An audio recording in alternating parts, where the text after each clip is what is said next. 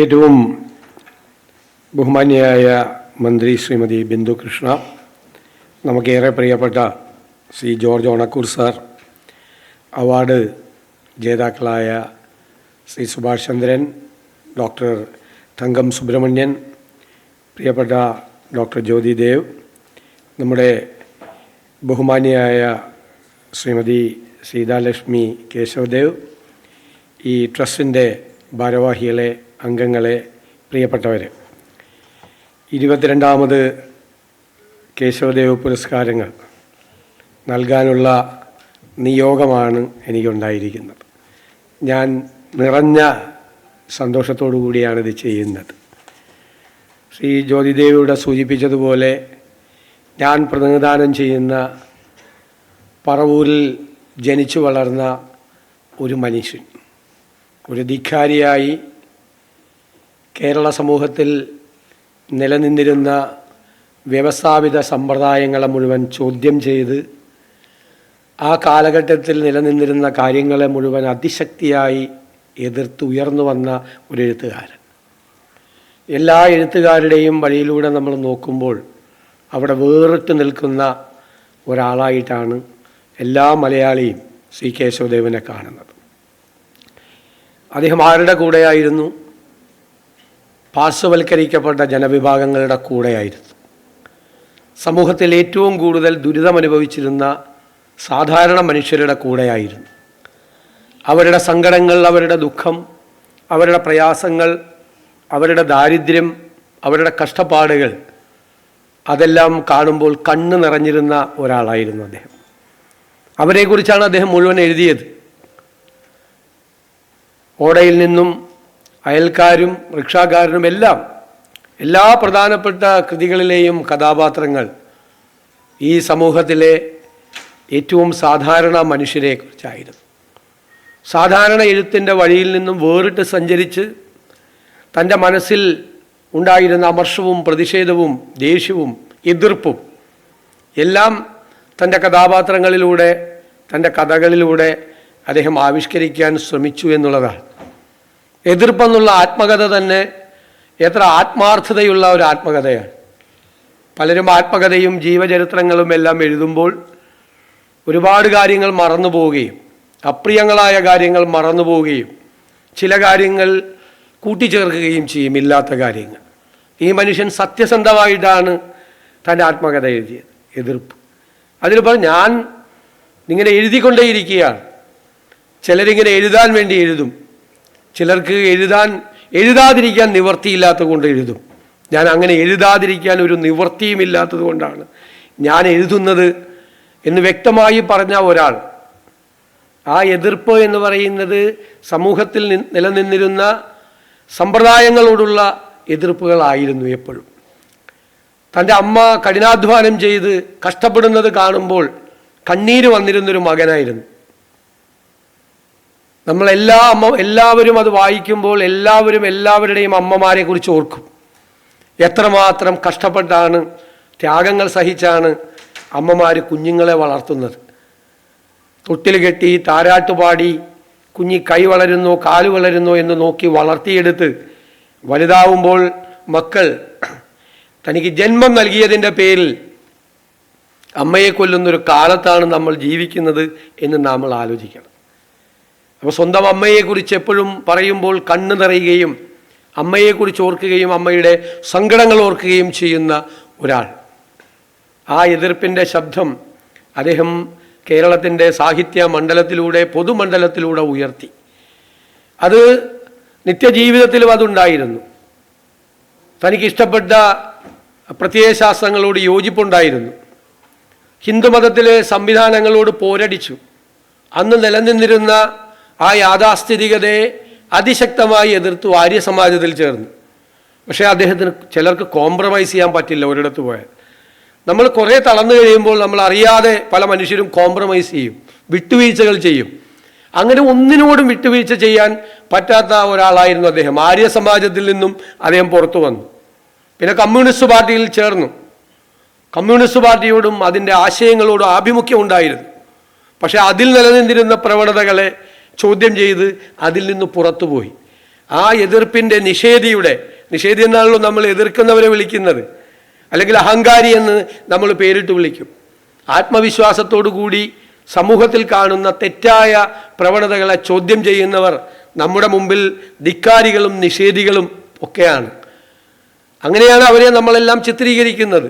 പക്ഷെ അവരെല്ലാം ജീവിത യാഥാർത്ഥ്യങ്ങളെ കൂടുതൽ മനസ്സിലാക്കി ജീവിതത്തിലെ മനുഷ്യൻ അനുഭവിക്കുന്ന പ്രയാസങ്ങളെ നേരിട്ടറിഞ്ഞ് അതിനെ ഹൃദയത്തോട് ചേർത്ത് നിർത്തി അതിനോടുള്ള പ്രതിഷേധവും അമർഷവും നിരാശയും സങ്കടവും വാക്കുകളിലൂടെ, അതിമനോഹരമായ വാക്കുകളിലൂടെ പ്രതിഫലിപ്പിച്ച് ഒരു സാഹിത്യലോകം തീർത്ത ഒരാളാണ് ശ്രീ കേശവദേവ്. അദ്ദേഹത്തിൻ്റെ ഓർമ്മകൾക്ക് മുന്നിൽ ഞാൻ ഈ അവസരത്തിൽ ആദരവുകൾ അർപ്പിക്കുന്നു. അദ്ദേഹത്തിൻ്റെ പേരിൽ കേശവദേവ് നമ്മുടെ ട്രസ്റ്റ് പുരസ്കാരങ്ങൾ നൽകി വരികയാണ്. ഈ വർഷത്തെ പുരസ്കാരം ലഭിച്ചിരിക്കുന്നത് 2 പേരാണ്. ആദ്യത്തെയാൾ ശ്രീ സുഭാഷ് ചന്ദ്രൻ. ഞാൻ അദ്ദേഹത്തിന് ഇൻ്റർവ്യൂ നടത്തിയിട്ടുണ്ട്. അദ്ദേഹവും ഞാനും തമ്മിൽ ഡയലോഗ് നടത്തിയിട്ടുണ്ട്. അദ്ദേഹത്തിൻ്റെ ഒരു അവസാനത്തെ ഒരു നോവലറ്റ് അത് ശ്രീ എം മൂന്നേട്ടൻ എനിക്ക് നൽകിക്കൊണ്ടാണ് അത് കോഴിക്കോട് വെച്ച് ജ്ഞാനസ്നാനം എന്ന് പറയുന്ന അതിമനോഹരമായ ഒരു നീണ്ട കഥയെന്നോ നോവലറ്റെന്നോ വിശേഷിപ്പിക്കാൻ പറ്റുന്ന ഒരു പുസ്തകം പ്രകാശനം ചെയ്തു. ഞാൻ അദ്ദേഹത്തിൻ്റെ 2 നോവലുകളും വായിച്ചിട്ടുണ്ട്. മനുഷ്യനൊരു ആമുഖം ഒരു മലയാളിയും വായിക്കാതെ പോകരുത് എന്നാണ് എൻ്റെ വിനയപൂർവമായ അഭ്യർത്ഥന. എന്നെ വല്ലാതെ സ്വാധീനിച്ച ഒരു പുസ്തകമായിരുന്നു മനുഷ്യന് ഒരു ആമുഖം. അതിലെ കഥാപാത്രങ്ങൾ, ജീവസുറ്റ കഥാപാത്രങ്ങൾ, നമുക്ക് ചുറ്റും അവരുണ്ട് എന്നുള്ള തോന്നലാണ് നമുക്ക് ആ പുസ്തകം വായിച്ചു തീരും. ഞാൻ ഏതോ പാതിരാത്രിയിൽ എപ്പോഴാണ് ആ പുസ്തകം വായിച്ച് തീർത്തപ്പോൾ ഞാൻ അദ്ദേഹത്തിനെ വിളിച്ചു. കാരണം പുസ്തകം വായിച്ച് തീർത്തിട്ട് ഇതുപോലൊരു പുസ്തകം എഴുതിയ എഴുത്തുകാരനോട് ഒരു വാക്ക് പറയാതെ ഉറക്കം വരില്ല എന്നുള്ള നിലയിലായിരുന്നു. ഞാൻ പറഞ്ഞ വാചകം, ഞാൻ നന്നാവാൻ തീരുമാനിച്ചെന്നാണ്. കാരണം ആ മനുഷ്യനിലൊരു ആമുഖത്തെ ഒരു പ്രധാനപ്പെട്ട കഥാപാത്രം നമുക്ക് നേർക്ക് നമ്മുടെ കണ്ണാടി തിരിച്ചു പിടിക്കാൻ നമ്മളെ പ്രേരിപ്പിക്കുന്ന ഒരു കഥാപാത്രമാണ്. നമ്മുടെ ജീവിതത്തിൽ നമ്മൾ പറയുന്ന വാക്കുകൾ, നമ്മൾ പറയുന്ന പ്രവർത്തികൾ, നമ്മൾ കാണിക്കുന്ന അവഗണനകൾ, നമ്മൾ കാണിക്കുന്ന പലതരത്തിൽ നമ്മൾ അറിയാതെയും അറിഞ്ഞും കാണിക്കുന്ന ക്രൂരതകൾ എത്രയോ മനുഷ്യരെ വേദനിപ്പിക്കുന്നുണ്ട്.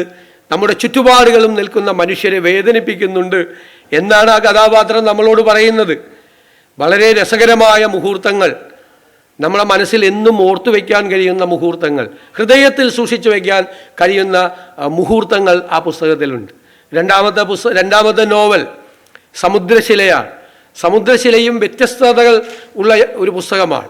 വളരെ വിശദമായി ഒരു പുസ്തക പരിചയം പോലെ നമുക്ക് സംസാരിക്കാൻ കഴിയുന്ന, ദീർഘമായി സംസാരിക്കാൻ കഴിയുന്ന പുസ്തകമാണ്. ജ്ഞാനസ്നാനം ചെറിയ പുസ്തകമാണെങ്കിലും അതൊരുപാട് സന്ദേശം നൽകുന്ന ആണ്. അദ്ദേഹത്തിൻ്റെ കഥകൾ,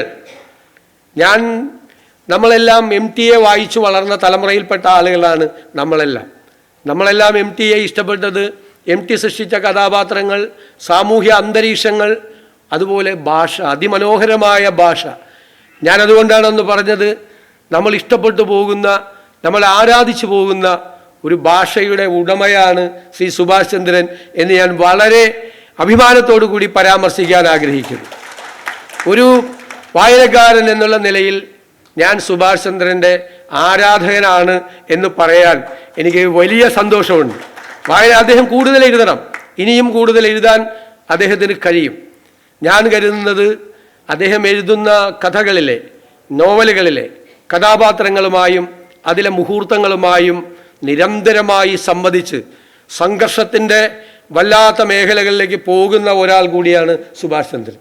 വല്ലാത്ത സംഘർഷം എഴുതുമ്പോൾ അനുഭവിക്കുന്ന ഒരാൾ, എഴുതുമ്പോഴും എഴുത്ത് കഴിഞ്ഞാലും അനുഭവിക്കുന്ന ഒരാളാണ്. കാരണം തികഞ്ഞ ആത്മാർത്ഥതയും സത്യസന്ധതയും എഴുത്തിനോട് നീതി പുലർത്തുകയും ചെയ്യുന്ന ഒരു എഴുത്തുകാരനാണ് ഞാൻ ഈ കേശവദേവ് പുരസ്കാരം സമ്മാനിച്ചത് എന്നത് എന്നെ ഏറെ സന്തോഷഭരിതനാക്കുന്നു. ഇനിയും മലയാളത്തിന് ഒരുപാട് പുസ്തകങ്ങൾ, ഒരുപാട് കഥകൾ, ഒരുപാട് നോവലുകൾ എഴുതി മലയാള സാഹിത്യത്തെ സമ്പന്നമാക്കാൻ അദ്ദേഹത്തിന് കഴിയട്ടെ എന്ന് ഞാൻ ആശംസിക്കുന്നു. ഡോക്ടർ തങ്കം സുബ്രഹ്മണ്യം, നമ്മൾ അത്ഭുതപ്പെടും ചിലരുടെ ജീവിതയാത്ര കണ്ടാൽ.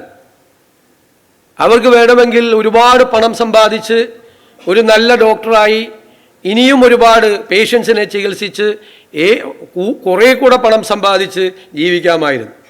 പക്ഷേ തൻ്റെ ജോലി ചെയ്യുന്നതിനിടയിൽ മനുഷ്യരെക്കുറിച്ച് ഓർക്കുകയും അവരുടെ സങ്കടങ്ങളെക്കുറിച്ച് ഓർക്കുകയും ചെയ്യുന്ന ഒരു ഡോക്ടർ കൂടിയാണ് ഡോക്ടർ തങ്കം സുബ്രഹ്മണ്യം. പറയാൻ എളുപ്പമാണ് അവയവദാനം. ജീവിച്ചിരിക്കുമ്പോൾ അവയവം ദാനം ചെയ്യാൻ കാണിക്കുന്ന ധീരത എന്ന് പറയുന്നത് നമ്മളൊന്ന് സ്വയം ചോദിച്ചു നോക്കിയാൽ മതി. നീ കൊടുക്കുമോ നിൻ്റെ വൃക്ക? നീ കൊടുക്കുമോ നിൻ്റെ ലിവർ? ഏതെങ്കിലും അവയവങ്ങൾ ജീവിച്ചിരിക്കുമ്പോൾ ധ്യാനം ചെയ്യുമോ? വേണമെങ്കിൽ നമുക്ക് എഴുതി വയ്ക്കാം, മരിച്ചു കഴിയുമ്പോൾ എല്ലാം എടുത്തുകൊണ്ട് പോയിക്കൊള്ളാൻ.